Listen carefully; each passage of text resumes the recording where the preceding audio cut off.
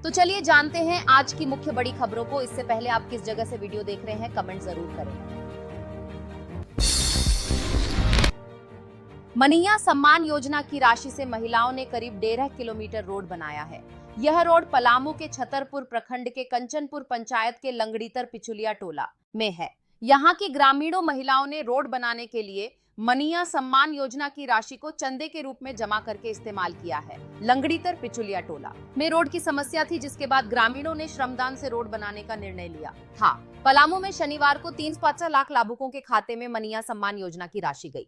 सभी महिलाओं के खाते में 2 महीने की राशि 5-5 हजार आ गई है। प्रेमशीला देवी ने बताया कि बरसात में गांव से बाहर निकलना मुश्किल हो जाता था, बच्चे स्कूल तक नहीं जा पाते थे। जब मनिया सम्मान योजना की राशि मिली तो हमने सोचा कि क्यों ना इसे गांव के काम में लगाया जाए, जिसके बाद लगभग 25 महिलाओं ने मिलकर अपने खाते से 2-2 हजार रुपए चंदे के रूप में दिए। कुल 50 हजार रुपए इकट्ठा की, जिसके बाद 3 दिन की मेहनत से लगभग 1.5 किलोमीटर मिट्टी मोरम की सड़क बनकर तैयार हुई।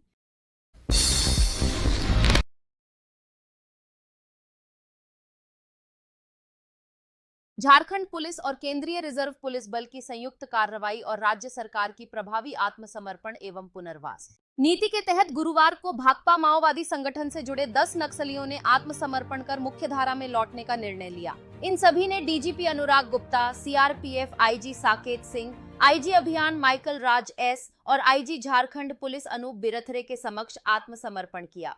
जानकारी के अनुसार सभी नक्सलियों ने तत्कालीन एसपी राकेश रंजन के कार्यकाल के दौरान ही पुलिस के समक्ष आत्मसमर्पण कर दिया था। हालांकि गुरुवार को आयोजित आधिकारिक कार्यक्रम में इन्हें विधिवत रूप से सरेंडर कराया गया। बताया जा रहा है कि हाल के दिनों में कुछ और नक्सलियों ने भी चाईबासा पुलिस के समक्ष आत्मसमर्पण किया है, जिनका औपचारिक आत्मसमर्पण कार्यक्रम जल्द ही आयोजित किया जाएगा। झारखंड के मौसम को लेकर बड़ा अपडेट सामने आया है। मौसम विभाग ने प्रदेश के कई जिलों में भारी बारिश का येलो अलर्ट जारी किया है।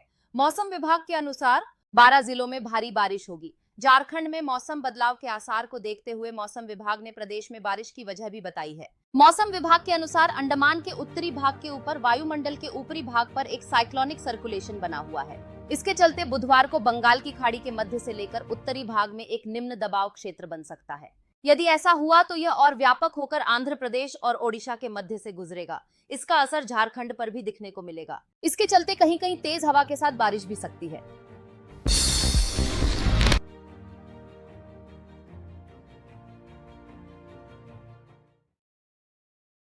अब पवन सिंह भी राजनीतिक मंच पर दिखेंगे। भोजपुरी फिल्म के सुपरस्टार और गायक पवन सिंह की एनडीए में एंट्री के साथ बिहार में राजनीतिक सरगर्मी बढ़ गई है। लोकसभा चुनाव में पवन सिंह के बागी तेवर के कारण बिहार के 3 लोकसभा सीट पर एनडीए को 3 सीटों पर करारी हार का सामना करना पड़ा था।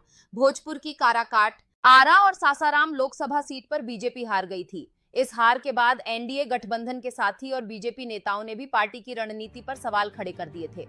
पवन सिंह 2024 के लोकसभा चुनावों में बीजेपी के सेलिब्रिटी उम्मीदवारों में से एक थे और आसनसोल में तृणमूल कांग्रेस के शत्रुघ्न सिन्हा को चुनौती देने वाले थे, लेकिन उन्होंने व्यक्तिगत कारणों से अपना नाम वापस ले लिया था।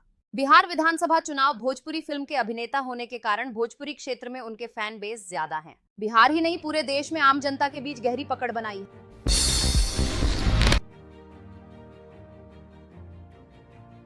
झारखंड के पश्चिम सिंहभूम के सारंडा वन क्षेत्र को वन्यजीव आश्रयणी घोषित करने की तैयारी है। ग्रामीणों ने सरकार से अपनी जमीन, वनोपज और परंपरागत अधिकारों की सुरक्षा की मांग की।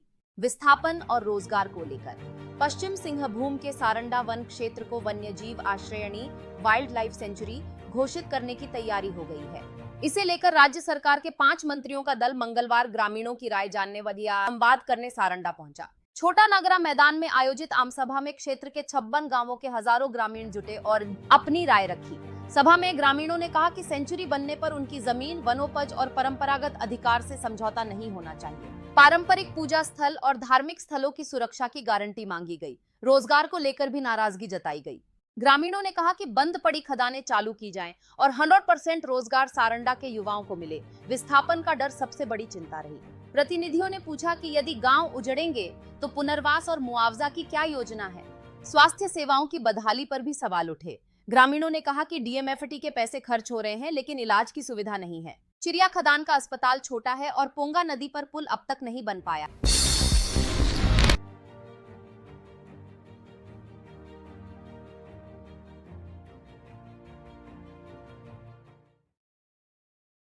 रांची में एक अनुकरणीय उदाहरण प्रस्तुत करते हुए झारखंड की राज्यसभा सांसद महुआ माझी के सुरक्षाकर्मी बीरेंद्र गोप ने सड़क पर मिला एक पर्स उसके वास्तविक मालिक को लौटा दिया।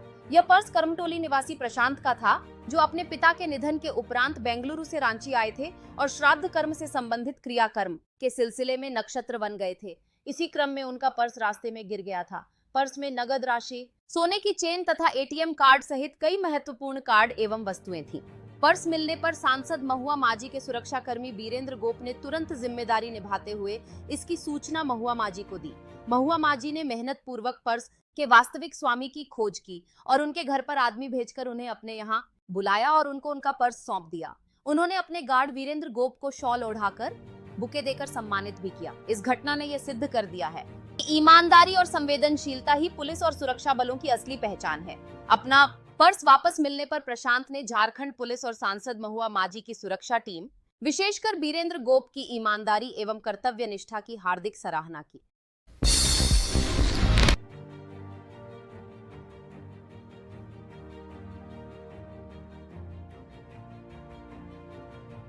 सिमडेगा में विधायक भूषण बाड़ा ने शंख नदी में डूबने से लापता बच्चे की खोज के लिए परिवार से मुलाकात की और प्रशासन को त्वरित कार्रवाई करने के लिए कहा। विधायक ने सिमडेगा जिला प्रतिनिधि विधायक भूषण बाड़ा मंगलवार को शंख नदी पहुंचकर सोमवार को शंख नदी में डूबने से लापता मासूम के बारे में खोज खबर ली। मौके पर विधायक ने सायपुर निवासी सक्षम के परिजनों से मुलाकात कर ढांढस बंधाया और आश्वासन दिया कि बच्चे को हर हाल में जल्द से जल्द खोज लिया जाएगा। विधायक ने मौके पर ही डीसी कंचन सिंह से फोन पर बातचीत कर घटना की जानकारी दी और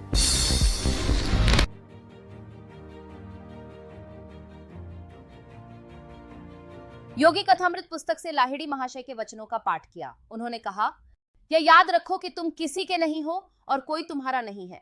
इस पर विचार करो कि किसी दिन तुम्हें इस संसार का सब कुछ छोड़कर चल देना होगा, इसलिए अभी से ही भगवान को जान लो। मंगलवार 30 सितंबर को झारखंड की राजधानी रांची के योगदा सत्संग शाखा आश्रम में लाहिड़ी महाशय की 152वीं जयंती मनाई गई। श्रद्धा और आनंद के साथ मनाई गई जयंती का शुभारंभ स्वामी शंकरानंद गिरी द्वारा संचालित ऑनलाइन ध्यान से हुआ। इसमें भारत और विश्व भर के भक्तगण सुबह 6:30 बजे से सुबह 8 बजे तक सम्मिलित हुए। ध्यान का संचालन करते हुए स्वामी शंकरानंद गिरी ने कहा कि लाहिड़ी महाशय का जीवन आधुनिक युग में प्रसन्न रहने के लिए सर्वोत्तम उदाहरण है। क्रिया योग ध्यान का दैनिक अभ्यास है जो कर्मयोग के साथ संयोजित किया गया है। ये परिवार और समाज के कल्याण के लिए सेवा का काम है।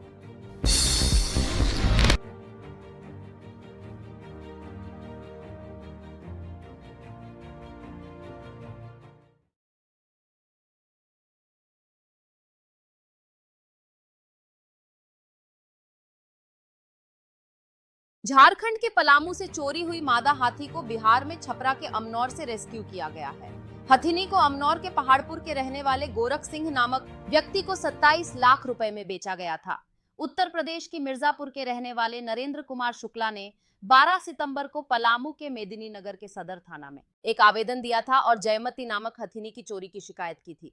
पूरे मामले में पलामू के सदर थाना की पुलिस अनुसंधान कर रही थी। हाथी में चिप भी लगा हुआ था। इसी क्रम में पलामू पुलिस को सूचना मिली, जिसके बाद एसपी के निर्देश पर टीम का गठन किया गया था। पलामू के सदर